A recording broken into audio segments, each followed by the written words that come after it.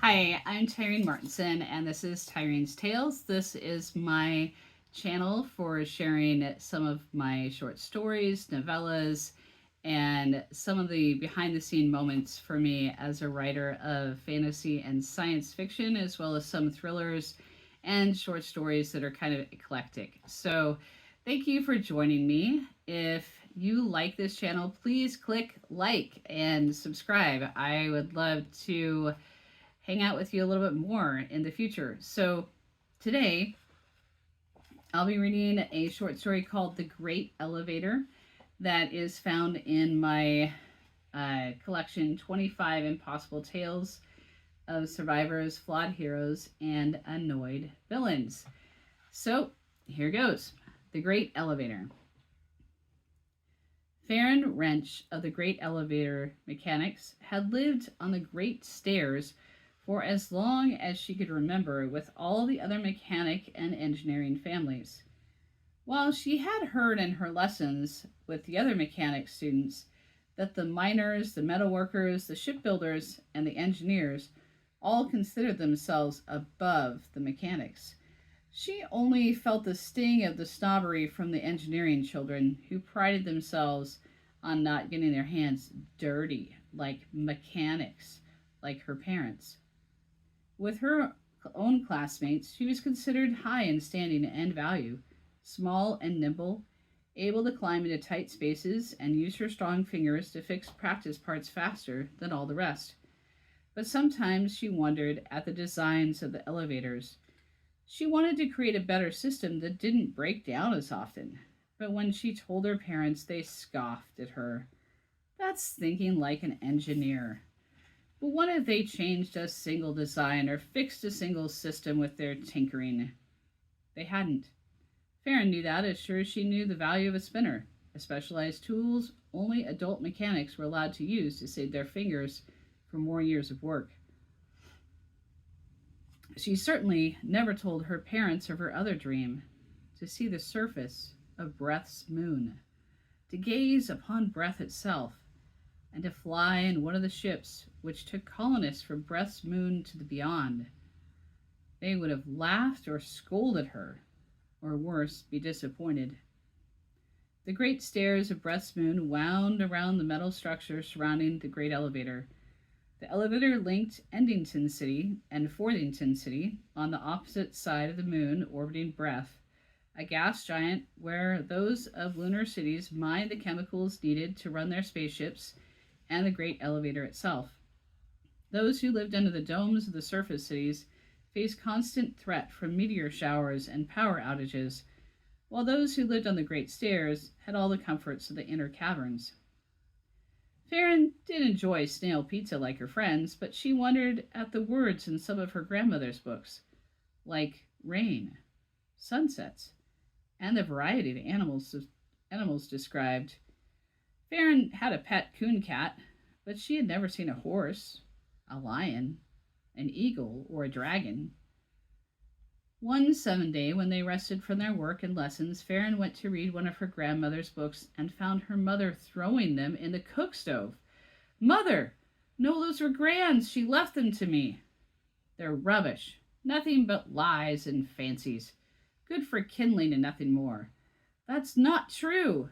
Farron snatched the corner of her favorite from the pile and smothered out the flames with her blanket. "Do you care so little for truth, Farron?" Her mother shook her head. "I thought I would spare you the pain of fantasy's deception, but I see you prefer lies over practicality. I'm disappointed." "I'm disappointed, too," Farron whispered as she cradled the damaged book in one arm.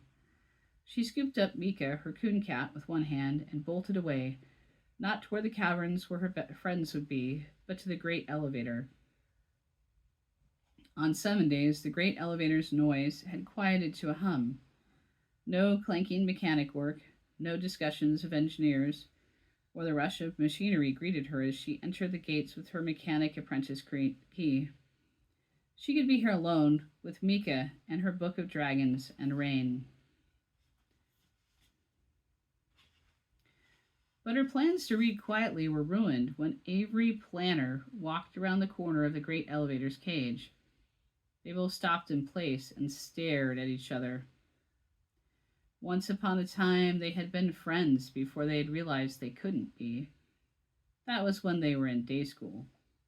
His gaze flicked to her arms. What have you got, mechanic? Mika yowled at him and took up a protective stance on Farron's shoulder. Farron squeezed the book. No concern of yours, engineer.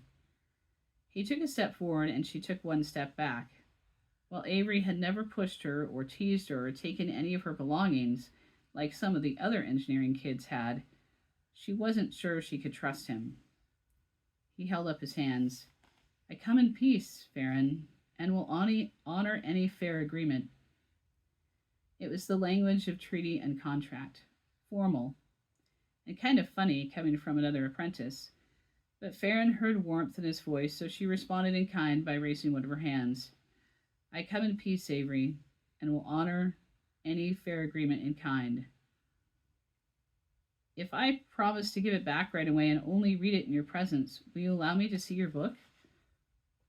Only if you are willing to be tethered to me during the duration of the reading. Then I will allow you to read my book in my presence and give it back right away. Tethered. His lips quirked upward. For the safety of my property, nothing more. I agree. Done.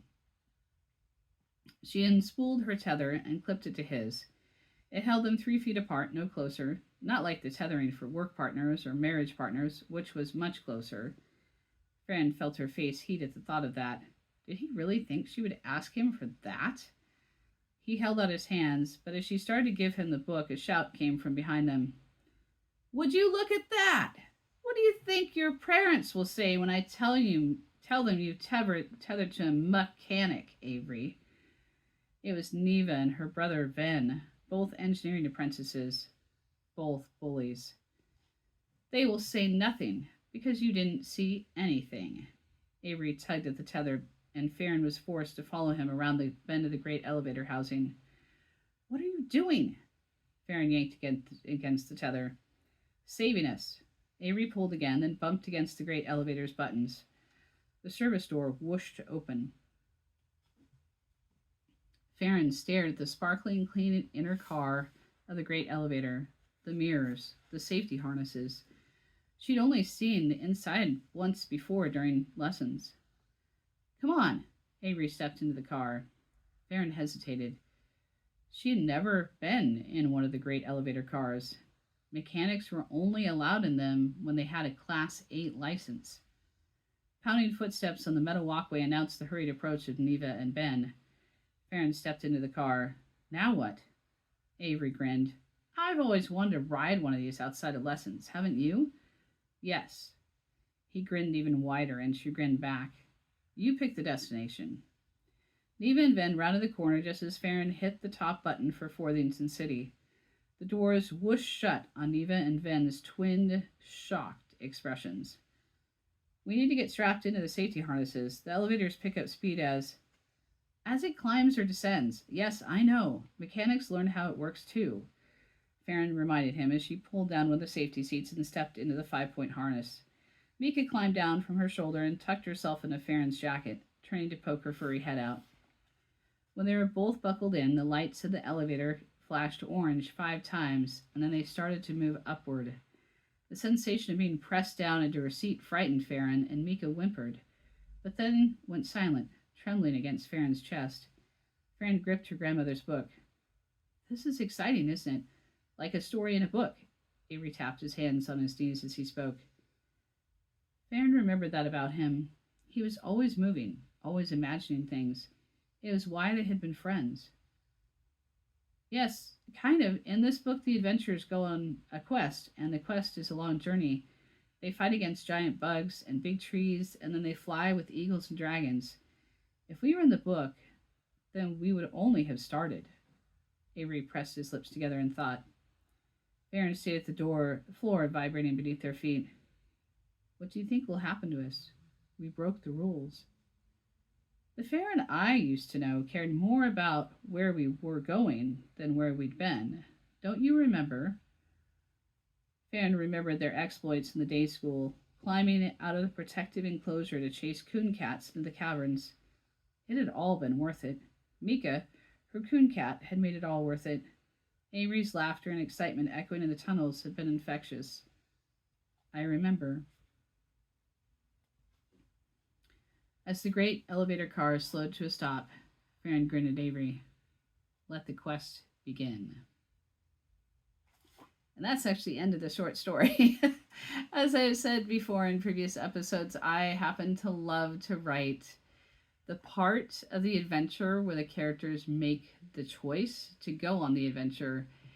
And then I kind of just let the rest of it go flying through my head in a quick bit of imagination. So hopefully you enjoyed the short story. I do write novels and I do write longer stories where I actually do come to more of a satisfying conclusion. But I still love short stories like this where you end on possibility. And I love that about short stories that I read as well as the ones that I write. So, again, if you like this, please click the like button or the subscribe button and come back for more content. Tomorrow, I will be talking about what went into this story and why I wrote it. So, thank you for joining me.